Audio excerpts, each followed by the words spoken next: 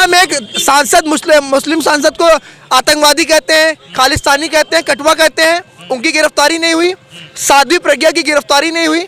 तमाम नाम मैं ऐसे गिना सकता हूँ। भारतीय जनता पार्टी के विधायक, सांसद, मंत्री बने बैठे हैं, 24 घंटे नफरती भाषण देते हैं, लेकिन उनकी कोई गिरफ्तारी नहीं होती। कोई खौफ नहीं है। पहले लड़े थे गौरों से, अब लड़ेंगे चोरों से। बुलडोजर विध्वंस का प्रतीक है, लेकिन भारतीय जनता पार्टी सरकार में न्याय का प्रतीक बन गया है। मुझे ये समझ में नहीं आ रहा है कि ये अच्छा दौर चल रहा है या बुरा दौर। जिस अतिक्रमण अभियान के नाम पर बुलडोजर चलाना न्याय है, न्याय के नाम पर सिर्फ मुस्लिम ही इसका शिकार क्यों? सर, क्या नाम है आपका? मेरा नाम आर्यन मिश्रा है। कैसे देखते हैं एक दौर चल रहा है जो इस सरकार में सर्वोच्च न्यायालय या हाई कोर्ट हो, उसका कोई मतलब नहीं रह गया है। संविधान हो चाहे लोकतंत्र हो, इसको पैरों की तरह कुचला जा रहा है।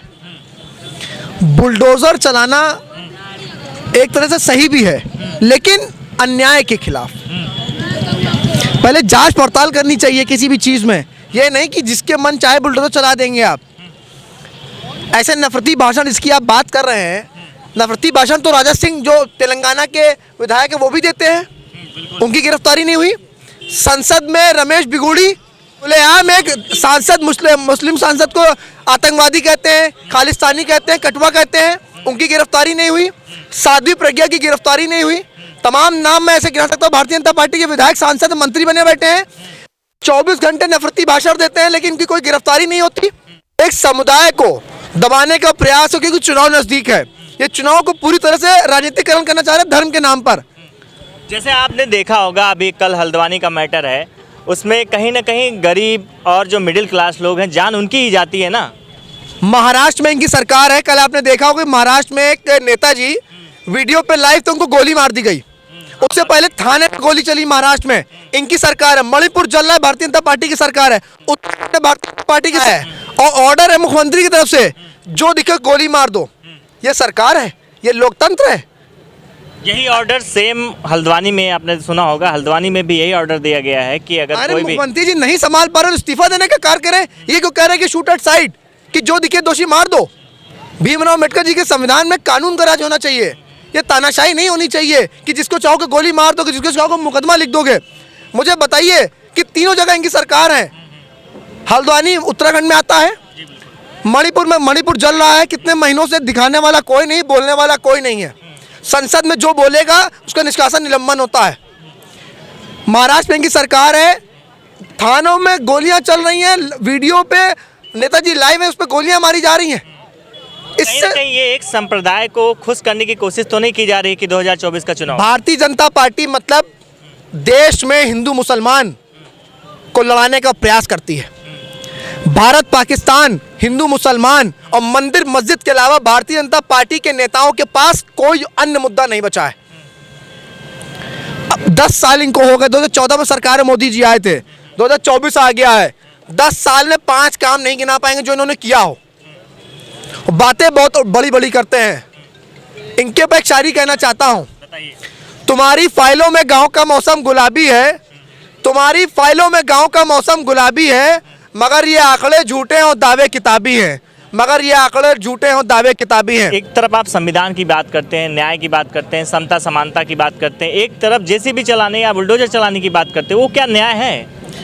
हिंदुस्तान सभी धर्म से मिलकर बना है। यहाँ सभी का खून शामिल है। यहाँ की मिट्टी में किसी के बाप का हिंदुस्तान थोड़ी है। बिल्कुल बिल्कुल सही बात। ठीक है, यहाँ सभी का खून शामिल है। यहाँ सभी लोग खड़े हैं। ये सिर्फ हिंदू का देश नहीं, ना सिर्फ मुसलमान का देश है।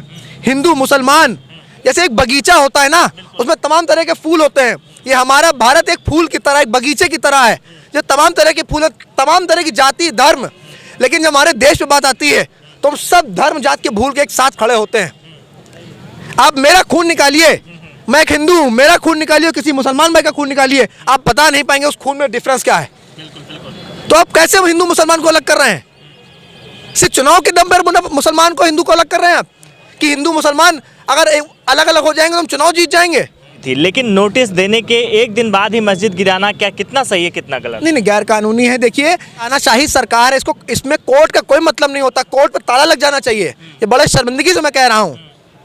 कि जब से भारतीय जनता पार्टी की सरकार आई है ना, कोर्ट का कोई मतलब नहीं रह गया है। आप देखिए ऑन मीडिया गोली मार दी जाती है, जिसके घर पर चाहते बुलडोजर चला देते हैं, और बड़े बड़े अपराधी घूम रहे हैं। उत्तर प्रदेश की मैं बात कर रहा हूँ, एक बार मैं उत्तर प्रदेश का रहने वाला हूँ, लखनऊ का। योगी आदित्यनाथ कहते हैं या तो अपराधी जेल में हैं या तो प्रदेश छोड़ चुके हैं। जो रोज अपराध हो रहे हैं दिन प्रतिदिन, ये मैं नहीं कह रहा हूँ, देश का सर्वोच्च न्यायालय कह रहा है, सुप्रीम कोर्ट का कहना है कि उत्तर प्रदेश जंगल राज का आरंभ है और उत्तर प्रदेश में महिला अपराध नंबर 1 पे है। तो ये अपराध करने वाला कौन है? ये भारतीय जनता पार्टी के कार्यकर्ता हैं क्या? एक तरफ आप कहते हो या तो अपराधी जेल में है तो प्रदेश छोड़ चुका है, तो अपराध कौन कर रहा है मुझे बताइए।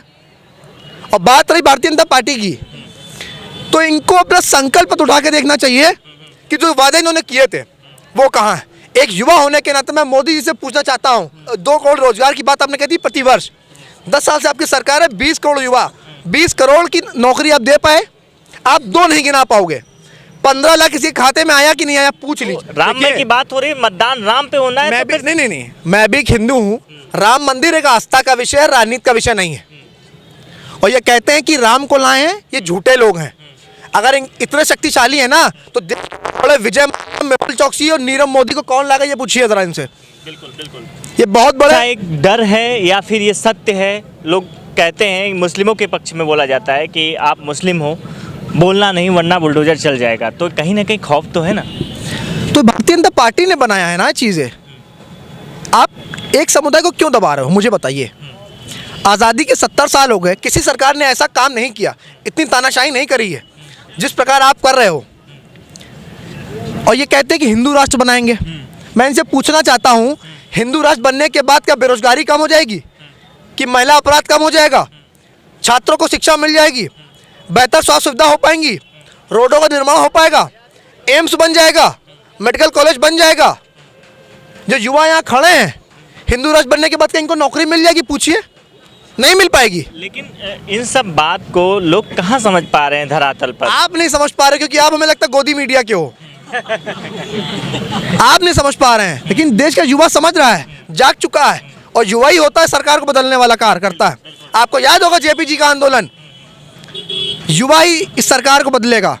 जितनी तानाशाही मोदी जी ने करनी थी कर चुके हैं। ये खौफ कैसे खत्म होगा? जो खौफ कोई खौफ नहीं है।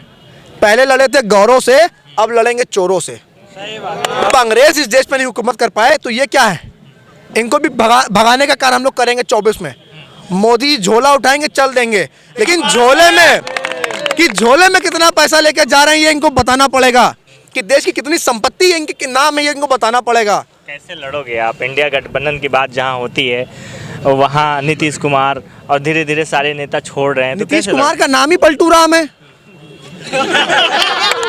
नीतीश कुमार का पुराना नाम पलटू राम है। जहां उनको सिर्फ मुख्यमंत्री पद से लालसा है, बिहार की जनता ने उनको वोट किया था, विश्वास जताया था, लेकिन उस विश्वास को, उस भरोसे को उन्होंने एक बार नहीं कम से 50 बार तोड़ा है। मैं तो अपनी यकीन पर शर्मिंदा हूं। उनके जाने का मुझे कोई गम नहीं है, मैं तो अपनी यकीन पर शर्मिंदा हूं कि हम लोगों ने कैसे उन पर यकीन कर लिया। और बात रही कि आपने कहा था कैसे लड़ोगे, एक अकेला ही काफ़ी होता है लड़ने के लिए, और वो उस अकेले का नाम, उस नेता का नाम, उस बेटे का नाम राहुल गांधी है, जो इस तानाशाही सरकार के खिलाफ मजबूती से लड़ रहा है। पहले भारत जोड़ो यात्रा करी, कश्मीर से कन्याकुमारी, आपने देखा होगा सड़कों पर हुजूम। अब भारत जोड़ो न्याय यात्रा चल रही है। आप देखिएगा आने वाले दिनों में उत्तर प्रदेश में यात्रा आ रही है। अमेठी की सांसद स्मृति ईरानी, ट्रोल मंत्री जिनको मैं कहता हूँ, जो दिन भर एसी में बैठे रहने का काम करती हैं, अपना कोई काम नहीं गिनाएंगी। अगर कांग्रेस पार्टी या राहुल गांधी कुछ बोल देंगे तो उस पर ट्रोल करने लगती हैं, वो ट्वीट का काम करती हैं। वो अमेठी गई थी, एक दैनिक भास्कर के पत्रकार ने सवाल कर दिया उनसे, उन्होंने कहा कि तुम्हारे मालिक से बात करूंगा, और निकलवा दिया। आपने देखा होगा पीटीआई के एक बड़े पत्रकार हैं, कल विधानसभा के बाहर कल उनका पोस्टर चिपक गया है कि इनका प्रवेश विधानसभा में नहीं है। तो ये देखिए, कहीं ना कहीं ये पत्रकारों के अधिकारों का पत्रकारों पे हमला हो रहा है। अगर आप नहीं जागेंगे, आप अगर मोदी की दलाली को नहीं छोड़ेंगे, बिल्कुल, तो देश हमारा बड़े बुरे हालात से गुजर रहा है। बोलने वाले लोग हैं, लगातार बोल रहे हैं, ऐसी बात नहीं है। देखिए रवीश कुमार जी बोल रहे थे, कितना अच्छा बोल रहे थे, शानदार बोल रहे, देश का सच दिखा रहे थे। आप आज जनता को घर से निकलने की ज़रूरत है, सड़कों पे आने की ज़रूरत है, क्योंकि ये जो हालात हमारे देश के पैदा हुए हैं ना, ये बहुत बुरे हालात हैं। ये दूसरी आज़ादी की लड़ाई। एक पक्षीय लोगों को क्या वोट बैंक के लिए खुश किया जा रहा है? मोदी भक्त भारतीय जनता पार्टी के कार्यकर्ता खुश हो रहे हैं कि जो मोदी जी की सोच है हिंदू मुसलमान मंदिर मस्जिद करना, भारत पाकिस्तान करना, ये भारत का कंपैरिजन पाकिस्तान से करेंगे। अरे पाकिस्तान को तो हम लोग शून्य मानते हैं। आप चीन से करिए ना, अमेरिका से करिए, जिनकी टेक्नोलॉजी भारत से कितनी आगे है। हम पाकिस्तान से कंपैरिजन क्यों ही करें? लेकिन मोदी जी वहीं से कंपैरिजन, क्योंकि बिरयानी वही की खानी है। कि एक देश, एक संविधान, एक कानून होना चाहिए, चाहे वो हिंदू हो या मुस्लिम हो, शादी ब्याह तलाक या फिर उनके जो उत्तराधिकार हैं वो दोनों में समान होने चाहिए। इस पर कितना सहमत है आप? देखिए 24 का चुनाव नज़दीक है। मोदी जी को अपना संकल्प उठा के देखें।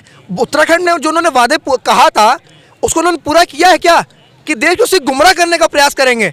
24 आ गया तो CNRC पे बात करना शुरू कर देंगे, 24 आ गया तो UCC पे बात करना शुरू कर देंगे, 24 आ गया तो राम मंदिर बात शुरू कर देंगे, 24 आ गया तो मस्जिद गिनवाने लगेंगे। अरे आप बताइए ना कि शिक्षा कहाँ है, स्वास्थ्य कहाँ है, रोजगार कहाँ है? कहते हैं कि पकौड़े तलेगा, अमित शाह का बेटा BCCI का सचिव बनेगा और देश का युवा पकौड़े तलेगा। ये दोगलेबाजी मोदी जी देश की जनता नहीं सहेगी। क्यों भैया, टारगेट पे क्या मुस्लिम है 2024 के चुनाव के लिए? बिल्कुल भाई, यही हो ही रहा है आज के टाइम में। तो बहुत लोग बोलने से कतराते हैं, इसकी वजह क्या है? भाई बोलने से कतराते हैं, वजह कई वजहें होती हैं। मैं एक छोटी सी वजह बता सकता हूँ कि भाई कीचड़ में मुंह डालोगे तो मुंह अपना ही गंदा होगा। तो इससे अच्छा भाई अपना थोड़ा दूरी बनाए रखो। जब वक्त आएगा, वक्त पर जो बोलना, जब हथौड़ा जब गर्म हो तभी मारने में मज़ा भी आता है।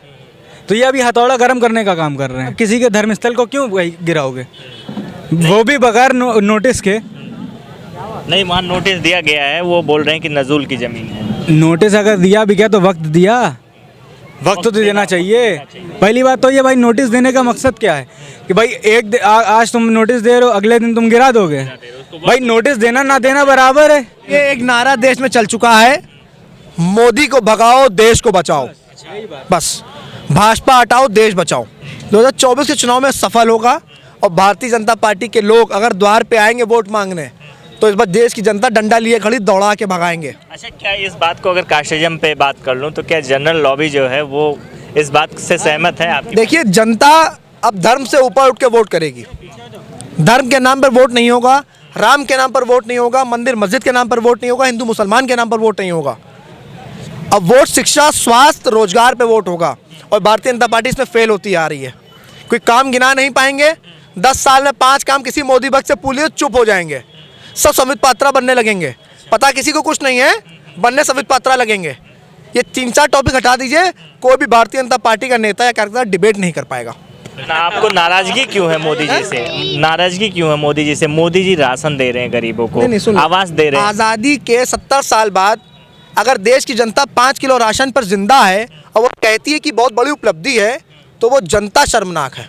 आप 2 करोड़ युवाओं को रोजगार देना भूल गए, 15 लाख हर खाते में भूल गए, स्मार्ट सिटी देना भूल गए, गाँव को गोद लेना भूल गए, मेडिकल कॉलेज की निर्माण करना भूल गए, रोडों का निर्माण करना भूल गए। आप कहते थे गड्ढा मुक्त उत्तर प्रदेश।